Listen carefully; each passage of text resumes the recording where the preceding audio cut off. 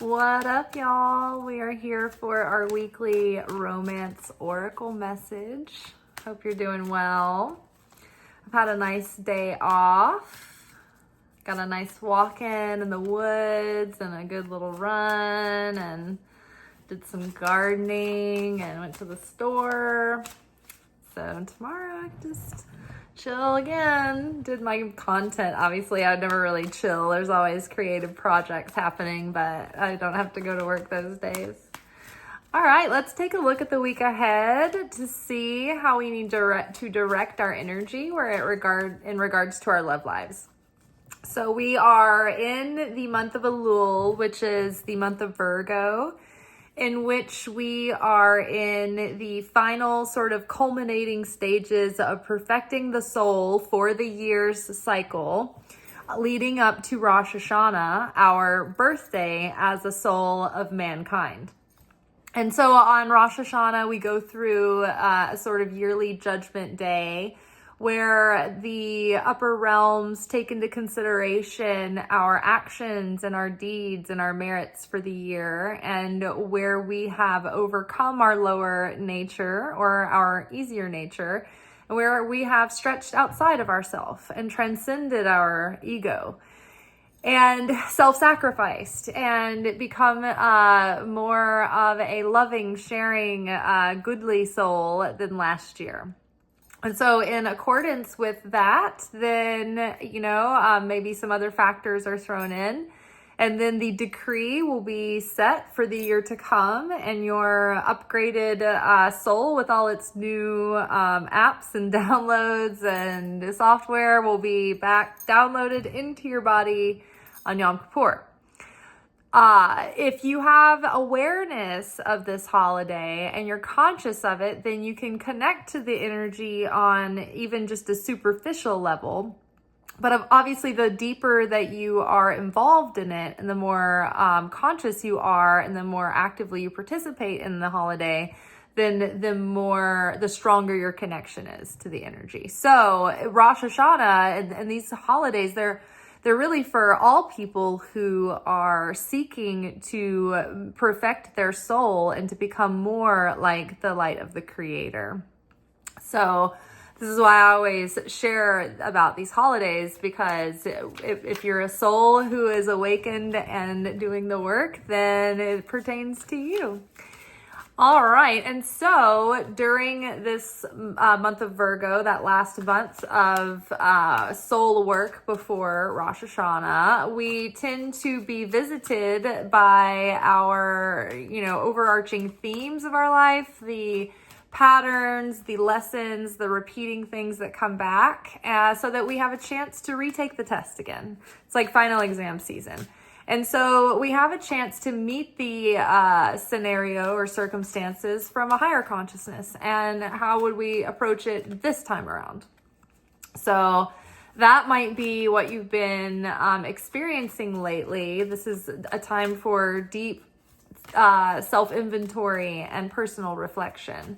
So it's not necessarily, and we're also in the midst of eclipse season, and so it's not necessarily the best time to run out and find something new or to meet someone new or to start something new with a new person in eclipse season. It's best to just center your focus on the inner work and the work on the self, and then that will give you exponential return on your investment rather than trying to push a new situation right now, which will only yield to chaotic results. Let's see. Ooh, true love. Yay. Maybe true love is around the corner. This is the romance of a lifetime. So if there isn't anyone in your scope right now, set your sights high for the love of your life, right? No need to rush that or settle, but to give yourself a chance to reflect on what that really is, because after we've gone through this growth spurt, we've really changed so much over the past few years that it wouldn't hurt to circle back around to maybe your manifestation list for that partner and reconsider,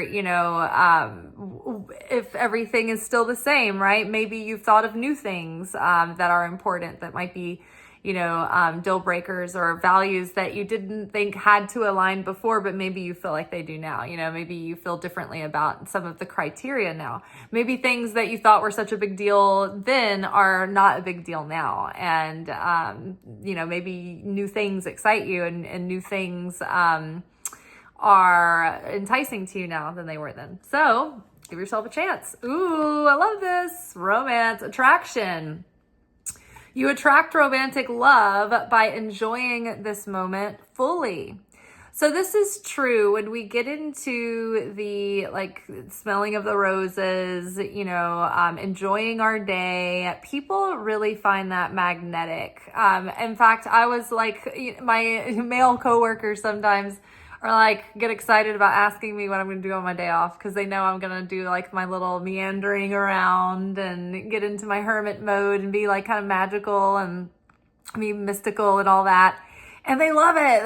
I can tell they just think it's great, and it entices their imagination. And they think that it is fun and magical and whimsical. And it's funny too, because I've been, during that day today, I've had that day today, and I've got the vibes. And I went to the store, and I could just tell people were just they just took note of me. This one man, he made sure to give me a basket and just was excited to do it. And sometimes I can tell that my aura is very attractive when I go out like that. More so than other times when I'm closed off and not wanting to talk to anyone. But having said that, there's a lot could be said for getting into enjoying yourself and finding inner stillness and inner quiet and finding beauty and pleasure in simplicity, right? So, this time of year, we're in September, October, November for most of the world that I guess am aware of. I have this weird thing, I can't flip my mind to think about the Southern Hemisphere. This is spring starting, I think, but going into summer. But here in the Northern Hemisphere, it's fall and harvest season, and all of those moody kind of cozy times are coming. So I'm getting into that. There is no greater time of year where I take more pleasure in the simple things, pumpkin candle. That's a chai tea latte smelling candle. It's really nice. All the flavors and the smells and all the coziness this time of year. I just love it all. So just embrace, there's fall shows. You probably have your fall shows. I love Wednesday. I know there's a new season of that coming out. So I'm 2 episodes till I'm finished with season 5 in my chosen watch for now. So I'm going to put that on pause and watch all my fall shows. So I love Chilling Tales of Sabrina. I love Wednesday. I love Anne with an E. Twin Peaks is great this time of year. X-Files, if you've ever watched it. And that one show on Netflix about the house with the keys, Key House or something like that. That one's good. Lock and Key, I think is what it's called. That was really good. So yeah, all the good fall movies, Practical Magic, all the good ones. But yeah, get into the moment. This is that time of year. We're getting into closing in on Libra season. All right. Ooh, religious factors. Your love life is influenced by your religious upbringing and spiritual path. And I think that is no more evident now than ever. People are really becoming very specific about their beliefs and values and their lifestyles, being sort of people are more conscious and aware of how their values and their specific beliefs tie into their lifestyles and their day-to-day. So I think that people have tried to branch out, and sometimes it works and sometimes it doesn't. And I think it depends on the nature of your differences. I think that there are a lot of different religions that have very overlapping tones and beliefs, and like at their core, and overlapping values. And so there are people who have had, successful times with that. I think because at the core, they know that they have faith in something, and that faith steers their beliefs and choices, and they are accepting of that with one another. However, there are, I think, belief systems and religions or religious associations that clash, and that are not easy to reconcile with on a day-to-day basis, and especially when like major decisions are at play, particularly when there are children involved.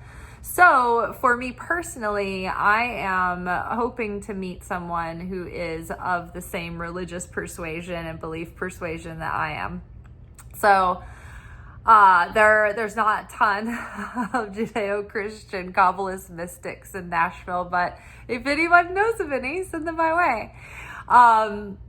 But your relationships are already, they can already be work, and it takes an effort. And so even with two people who want to be in the relationship, eventually they come to turning points where it's hard to hang on, and everything that you have that adds to your harmony helps. And I think that major thorns in your flesh are the things that really tear the relationship down. For me, I know I have dated people of all different kinds of religious beliefs and backgrounds because I have never necessarily been preoccupied about having children. And I think that would be the major issue, is that wondering how you're going to raise your children and how to kind of navigate those situations. But when it's just two adults making their own decision, it's like, well, your soul is on you, bud. So it's just been like a lot of the time I've dated agnostics and even atheists, and they were mostly tolerant of my beliefs, or else it would have been intolerable to be with them.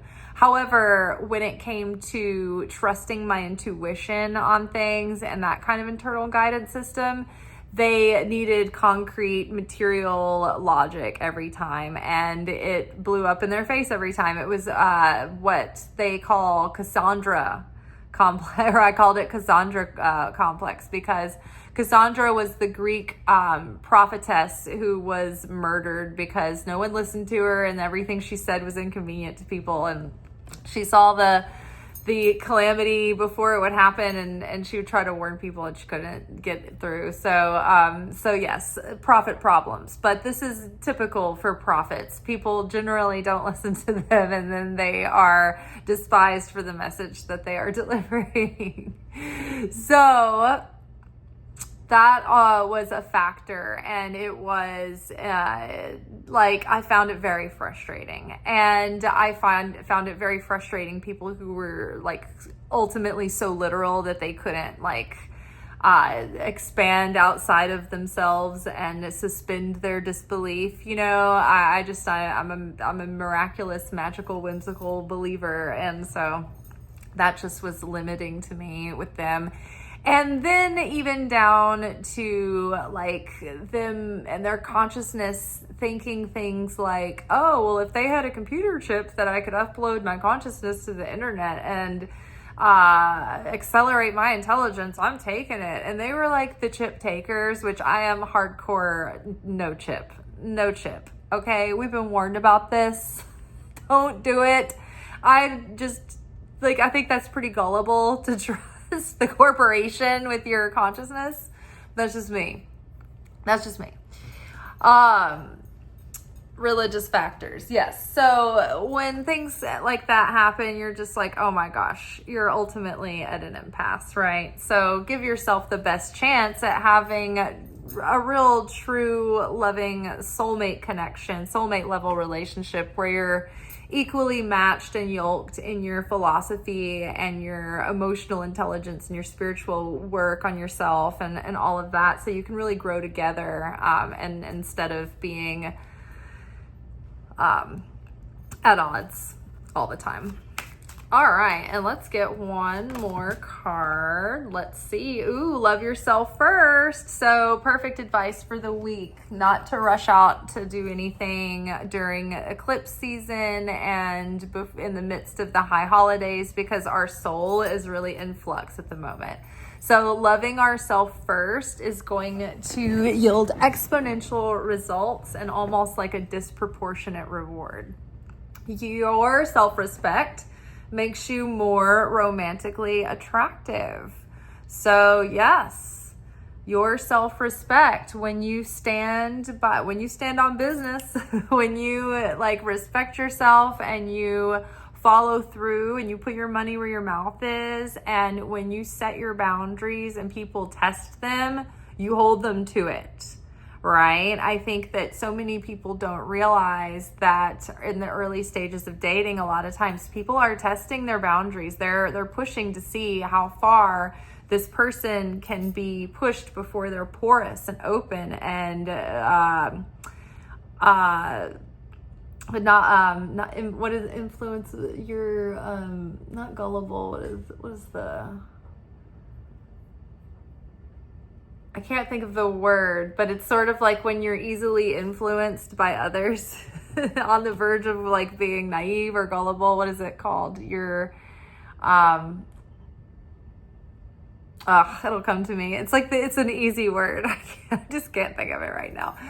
So yes, love yourself first. When you can say no to people, or you can challenge them with like having an opposite belief as them, it can be very attractive. It is very unattractive though when someone constantly like goes back on what they say and they don't have confidence in themselves, and they waver and they're intimidated, or they want to people please in order to like get someone to like them because they want to fabricate their exact likeness of them. No one respects that. But what people do respect is a backbone. And when you honor yourself and you don't need reassurance or validation. For example, I always tell you guys when I've done a thing, when I've done something.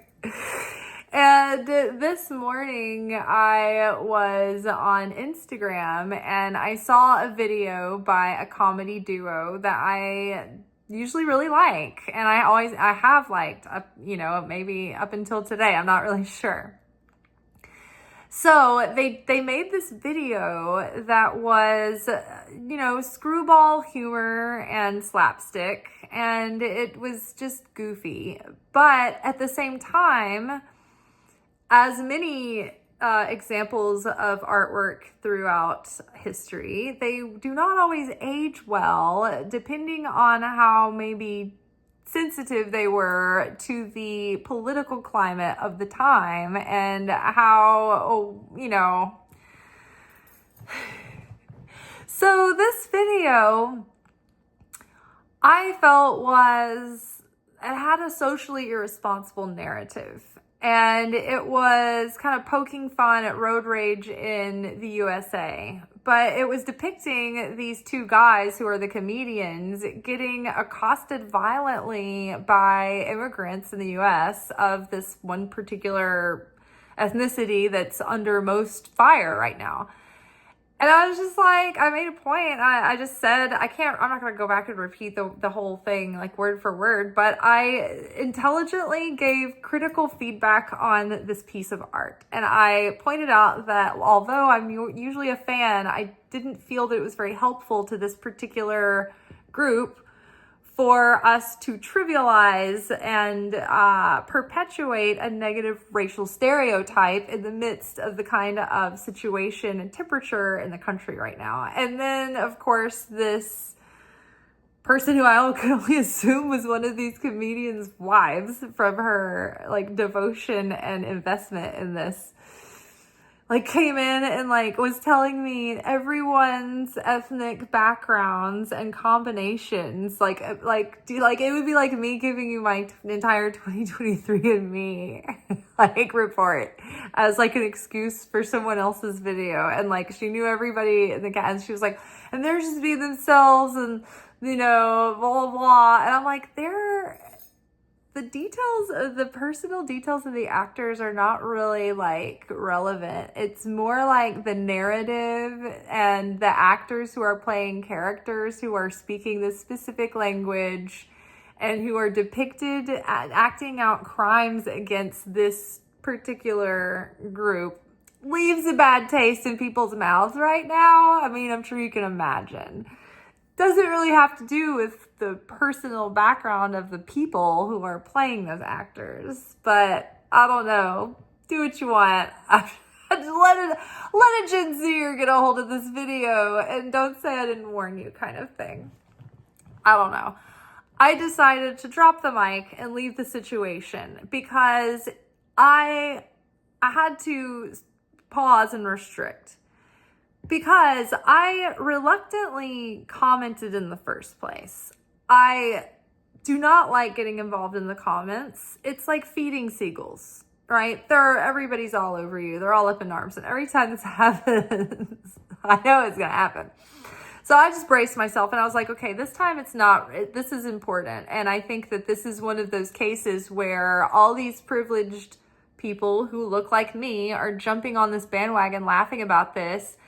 And this is a moment where you can use a person's platform who has an influence over a lot of people to say, hey, look, we should reconsider how flippantly we are deciding to present our art. And it kind of does matter. And like everybody, of course, was like, lighten up.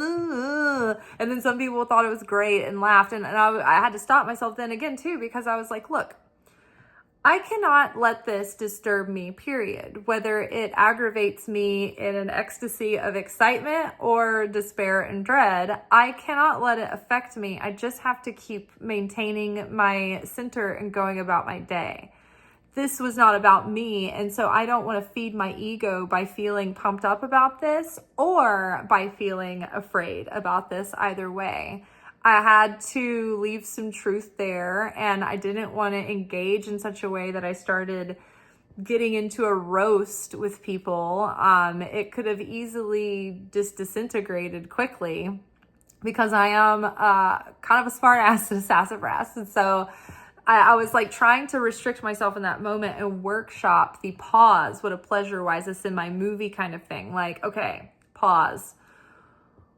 Am I being baited? Where is the tikkun in this? And so as a Libra and a Cancer, like a Cancer moon and a Libra rising, I don't necessarily want to engage in confrontation, unpleasantness. I want everybody to be okay and have fun time and, you know, all is well that ends well. However, I've had to learn in my life to be able to speak up and say something when it matters, to have the courage to do that and the willingness to rock the boat a little bit when it needs to be rocked. However, my Aries sun starts to, once it gets past the initial fear or avoidance, that part of my personality starts to get baited into the fury and the wrath. And so then I have to stop myself from going into a Khaleesi level elation of a comedic sarcasm bloodbath, so to speak, as it were. So I think that I was able to maintain some awareness through that test today because I was like, oh man, you know, is this an evil tongue? Did I evil eye? Or was this, you know, merited and just saying the truth that's uncomfortable for people, but it's not going to do much damage or like, it's not going to ruin anybody's life at the end of the day. Right. But it also causes people to have food for thought afterwards and they actually think about it. Like I have recently been the subject of a roast in the comments under a post where I was just trying to defend people on the neurological spectrum against like political demonization. And I was reportedly doing this in too patronizing of a way. And I got my tail torn And I mean, I thought about it afterwards, and I tried to, rearrange my perspective on how I am commenting on things and how people feel about that, right? So it's like, we're out in the world. We are putting ourselves out there, and we're going to be the subject of scrutiny sometimes. However, I don't think that we should be jumping in and bullying, right? If you do get engaged in something like that, then it's important to stay on topic and not devolve into insults or being disrespectful or even getting too cute, because then you lose your footing.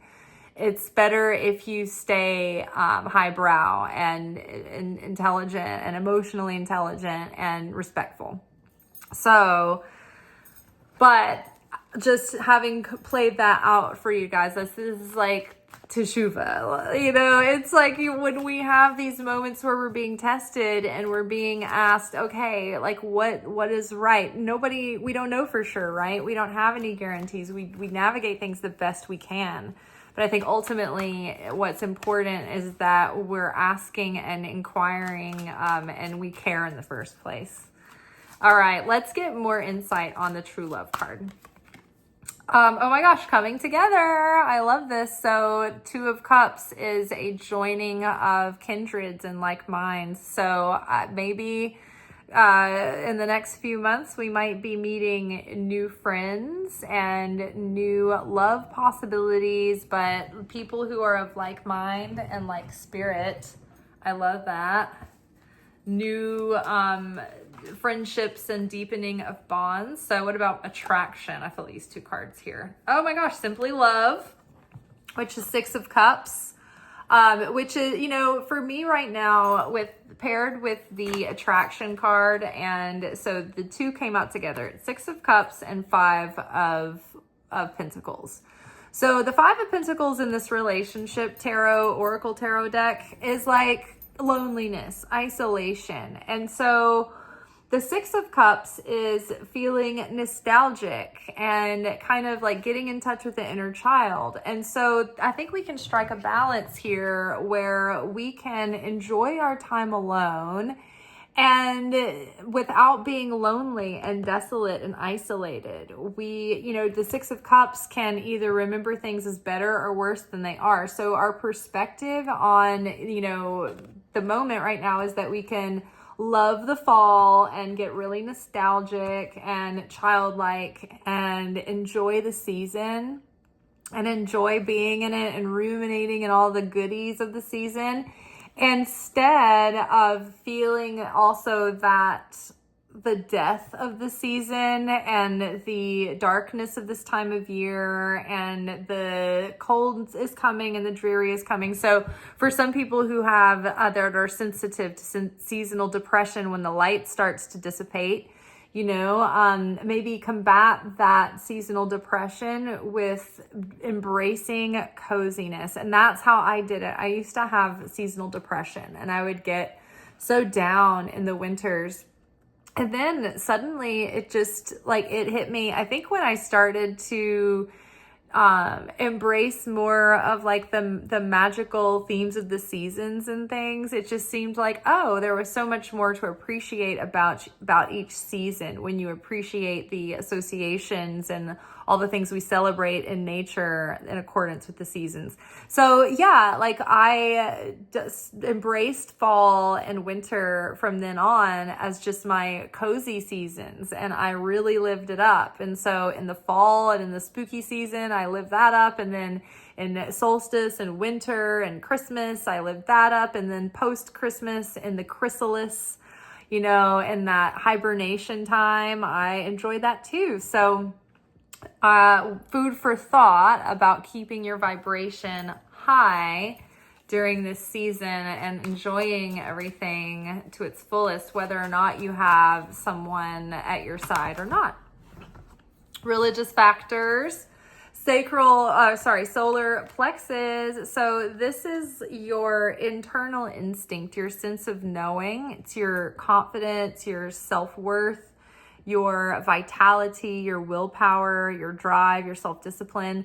And so I think this is really just having confidence that you can set your standards and be true to yourself, and that the universe will send you someone who is a perfect match for you, someone who's your kindred, and you won't have to settle. And so you can have faith that you don't have to compromise on something that is going to be such a core pillar of a relationship. And then love yourself first. We have Blossom, the Sun card. 20. The Sun card is about new vitality, new joy, a rebirth, an illumination of revelation and insight and breakthroughs, and a change in your perspective and in your energy, and new life, new vitality, new life force. And we've had another card this week, it came up yesterday, the Reddening, and it was also about new vitality and new life force.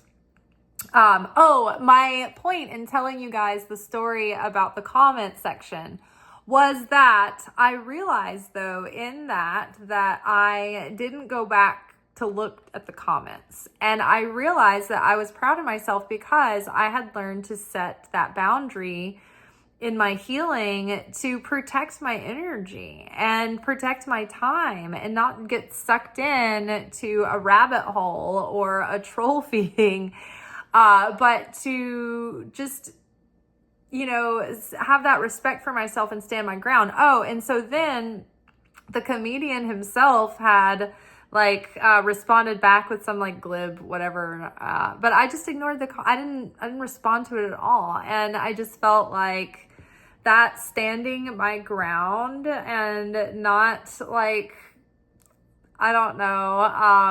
trying to engage with these people about this or with this comedian, and just saying it and letting it sit there. And because he was saying, he came back with just a joke that basically dismissed my comment or whatever. And instead of engaging, I was just like, whatever, I'm leaving this alone.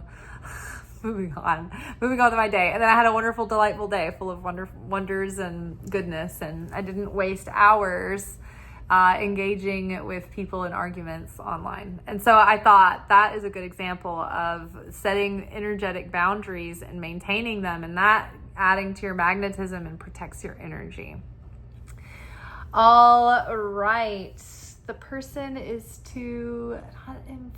not easily influenced, because influential is when you influence other people, but you're too... As soon as I stop the video, the word's gonna come back. It's gonna come back to me. Oh, it's gonna drive me insane. All right, you guys. No, it's not, because I'm setting my boundary. I'm leaving it alone. That's it. I don't need to know. I don't need to know the word. It'll come to me. All right, y'all. Hope you have a good rest of your night. We will be back together tomorrow for our weekend reflection message, where we will pontificate on the themes of the week. Till then, peace be with you, peace on earth, and goodwill towards all mankind, animal kind, and the planet. Ciao.